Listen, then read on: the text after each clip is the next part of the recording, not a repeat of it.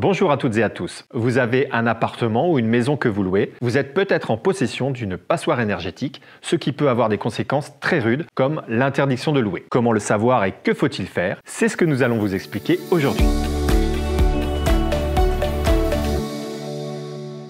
Le terme de passoire énergétique ou également passoire thermique désigne les logements mal isolés et très énergivores. Si l'on observe leur DPE, leur diagnostic de performance énergétique, ces logements appartiennent aux classes F et G, soit les catégories les plus basses. Le problème des passoires énergétiques, c'est qu'elles font grimper la facture d'énergie pour leurs occupants. Elles sont également un véritable fléau pour la planète, car elles génèrent une quantité importante de gaz à effet de serre. Actuellement, elles représentent quand même 17% des logements en France. On s'y intéresse tout particulièrement ces dernières années en raison de la loi Climat et Résilience qui vise à lutter contre le dérèglement climatique. Et beaucoup de choses vont changer, surtout pour votre bien, puisque bientôt, vous ne pourrez plus le louer. Et oui, ce ne sera plus possible.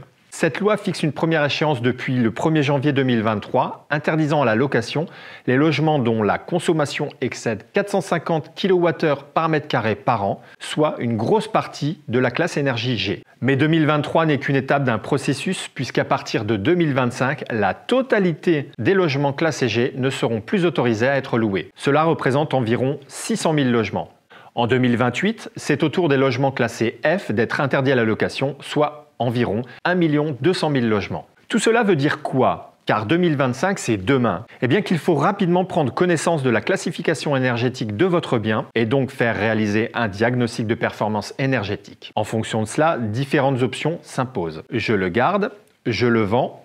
Eh bien, si vous le gardez, vous devez obligatoirement réaliser des travaux de rénovation énergétique pour revenir à une bonne cotation, à savoir des travaux d'isolation thermique, combles, toitures, murs, fenêtres, etc. L'installation d'un système de chauffage plus économe, l'installation d'une ventilation performante comme les VMC double flux, l'installation d'éclairage LED, etc. Mais dans certains cas, les travaux peuvent s'avérer difficiles, voire impossibles à réaliser ou demander des fonds trop importants que vous n'avez peut-être pas. L'autre option possible est alors de vendre le bien pour en acheter un autre qui correspond aux critères. Vous voulez savoir comment faire? Appelez-nous, nos équipes sont là pour vous conseiller, étudier votre cas et vous trouver des solutions. À bientôt!